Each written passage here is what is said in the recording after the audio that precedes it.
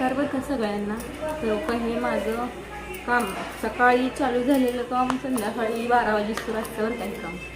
पण मला ह्या कामाचं कायच वाटत नाही, कारण सकाळी उठल्यापासून सकाळी उठलं का भांडे घासायचं, परत साफसफाई, पहिलं उठलं तर साफसफाई, परत देवपूजा, परत भांडे घासायचं, परत वेळेवर आलं तर भाकरी चपात्या द्यायचं, नसले तर मग निवांत बसायचं, काय नाही काउंटरवर बसायचं. परत गिऱ्हाईक भाकरी चपात्या मागितलं काही वेळेवर द्यायचं, नसेल तर मग ती रोटी घेतल्या तर मग बसायचं निवांत काउंटरवर.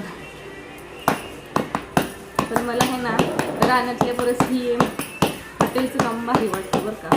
पण मला कायच वाटत नाही ह्या कामाचं, कारण मी आधी रानात कामं केली ती भरपूर लई कामं केली ती बरं का. त्यामुळं मला त्याच्या परत हेच काम भारी वाटतं. तर जे मी ऊसामध्ये कामं केलेली ती त्यांना माहीत आहे कसं असतं ऊसामध्ये काम करायचं. खुरपण ते खुरपायला, मका लावायला, ऊस लावायला, परत खुरपाला हे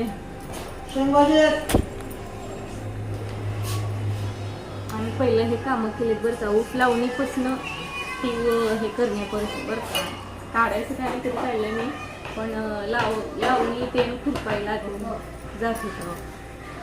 त्यामुळे उन्हातानात जाण्यापर्यंत हे हॉटेलचं आपलं काम बरं वाटतं मला.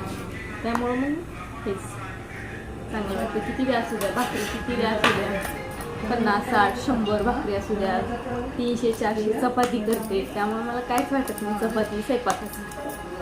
भांडे बी किती वेळ असू द्या काय वाटत नाही जास्त.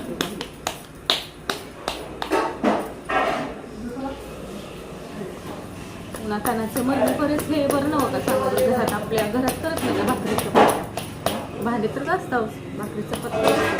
मग इथं हॉटेलमध्ये आपल्या व्यवसायामध्ये आपण मदत केलेली बरी का बाहेर असं कामाला गेलेली बरं मला.